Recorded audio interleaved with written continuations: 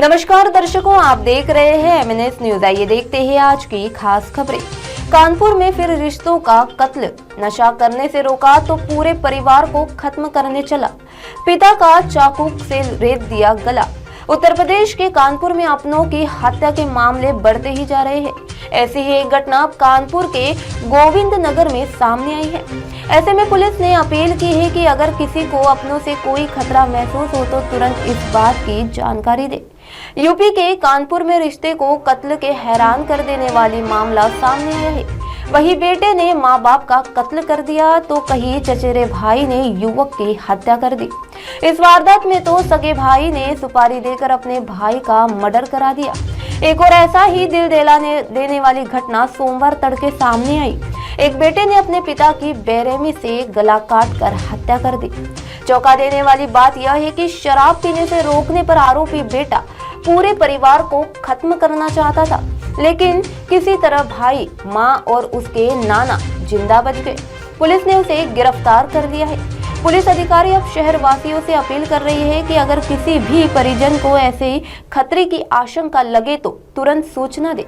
जानकारी के अनुसार यूपी के कानपुर में गोविंद नगर में सोमवार तड़के जीत कुमार शुक्ला की उनके ही बेटे निखिल ने बेरहमी से गला काट कर हत्या कर दी। इसके बाद उसके अपनी मां, भाई और नाना पर भी जान लेने की नीयत से अटैक किया, लेकिन वे किसी तरह से बच गए। इस हमले में तीनों गंभीर रूप से घायल हो गए। बताया जा रहा है कि मृतक पिता बेटे निखिल को शराब पीने से रोकते थे। पिता की हत्या करने वाले निखिल ने पिछले साल 12वीं की परीक्षा पास करने के बाद पढ़ाई छोड़ दी थी और नशे का आदी हो गया था। रविवार को उसके पिता जीत कुमार ने निखिल को नशा करने से रोका तो निखिल उससे भिड़ गया। यह झगड़ा देर रात तक चला। इसके बाद सोमवार तड़के सुबह निखिल ने पिता पर चाकू से ताबड़तोड़ हमला कर गला काट कर उनकी हत्या कर दी। जानकारी के अनुसार यूपी के कानपुर में गोविंद नगर में सोमवार तड़के जीत कुमार शुक्ला की उनके ही बेटे निखिल ने बेरहमी से गला काट कर हत्या कर दी। इसके बाद उसने अपनी मां, भाई और नाना पर भी जान लेने की नीयत से अटैक किया, लेकिन वे किसी तरह बच गए।